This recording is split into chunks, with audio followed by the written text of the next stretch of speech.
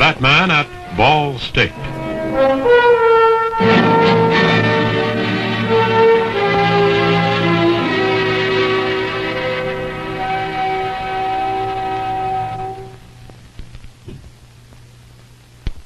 Indiana's big brown bats, at their best, are unpleasant creatures, at their worst, disease carriers.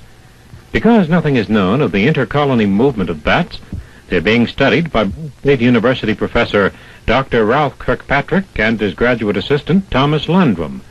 They find their subjects in churches, schools, homes, and barns, like this one on the John Penrod property in Delaware County.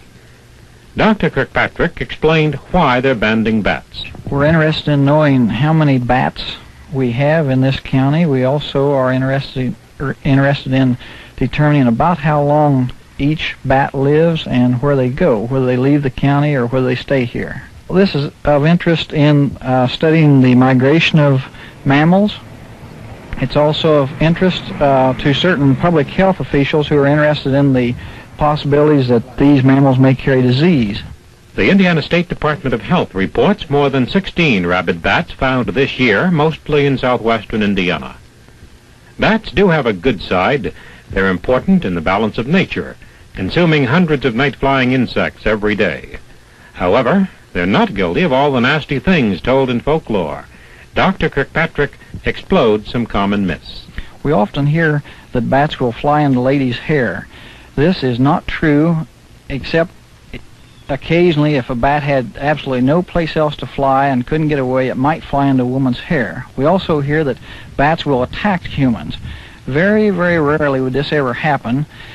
I might point out here that a sick bat that you find laying on a sidewalk or on the ground should be left alone, because this bat might be carrying some dangerous disease.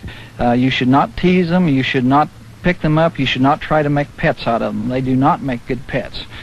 We also hear that the old saying, blind as a bat. Well, we are blind also when we operate under the same conditions that a bat does, after dark. A bat has functional eyes, but since it is active after dark, it is somewhat blind. Jim Nickerson, Ball State University News. Produced by the Ball State University Public Information Services.